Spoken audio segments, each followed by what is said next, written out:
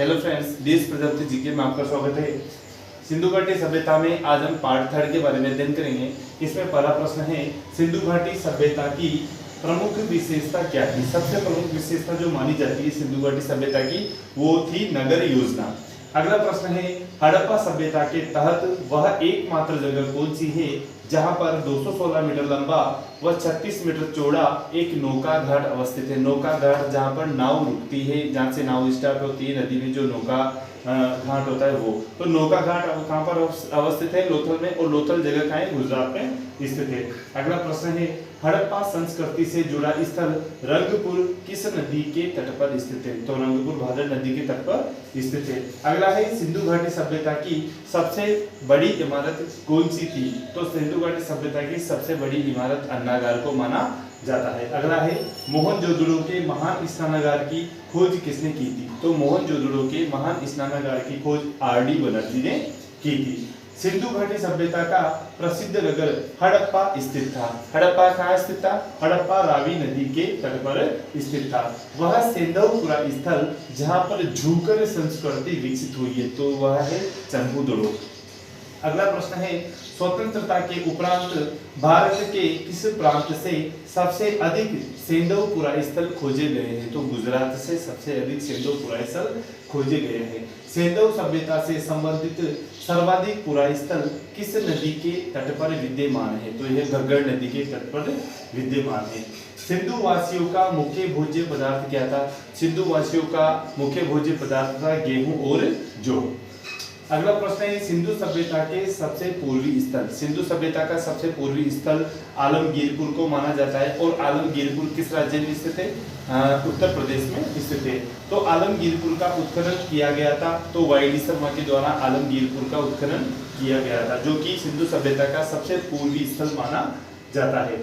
सिंधु सभ्यता का कौन सा स्थल समुद्र व्यापार का मुख्य केंद्र माना जाता है? समुद्र व्यापार का मुख्य केंद्र लोथल को माना जाता है और लोथल गुजरात में स्थित है। सिंधु सभ्यता मानव इतिहास के किस काल से संबंधित है? तो ये आदि ऐतिहासिक काल से संबंधित है।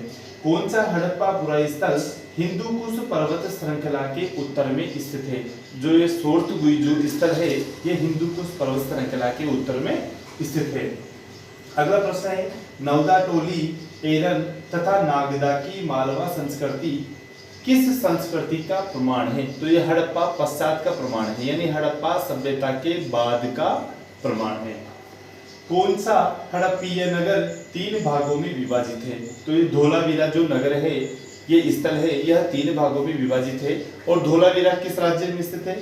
धोलावीरा गुजरात राज्य में स्थित है। अगला प्रश्न है, गोदीबाड़ा का साक्ष्य हड़प्पा संस्कृति के किस स्थान से प्राप्त हुआ है? तो ये लोथल से प्राप्त हुआ है और लोथल भी गुजरात राज्य में स्थित है।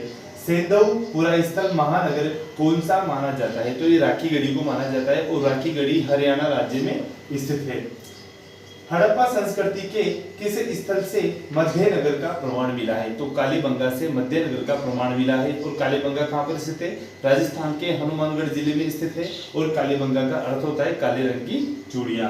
अगला प्रश्न है, हड़प्पा संस्कृति के विनाश के लिए आर्य आक्रमण का सिद्धांत किसने प्रतिपादित किया था? तो आर्य आक्रमण का सिद्धांत सर जॉन मार्शल ने प्रतिपादित किया था। इसी प्रकार अगला प्रश्न है, हड़प्पा स्थलों में कहां से मजदूरों के मकानों के अवशेष प्राप्त हुए हैं? तो मजदूरों के मकानों के अवशेष हमें हड़प्पा से ही प्राप्त हुए हैं। किस पुरातात्विक स्थल से गर्त निवासों अर्थात गड्ढे बनाकर जो रहते हैं उसे बोले गर्त निवास। तो गर्त निवासों के अवशेष कहां से मिले हैं? कुनाल, जो कि हरियाणा में स्थित है। कुनाल हरियाणा से भी गर्त निवासों के साक्ष्य मिले हैं।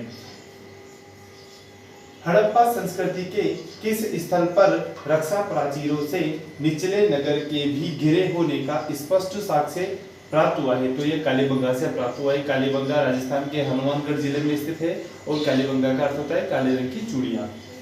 अगला प्रश्न है, चावल के प्रमाण हड़प्पा कालीन शस्त्रों से किस प्रदेश से प्राप्त हुए हैं? तो ये गुजरात से प्राप्त हुए हैं। अंतिम प्रश्न है, किसने हड़प्पा संस्कृति के विघटन के लिए इंद्र को उत्तरदायी माना है? तो इंद्र को उत्तरदायी सर मार्टिमर व्हीलर ने माना है।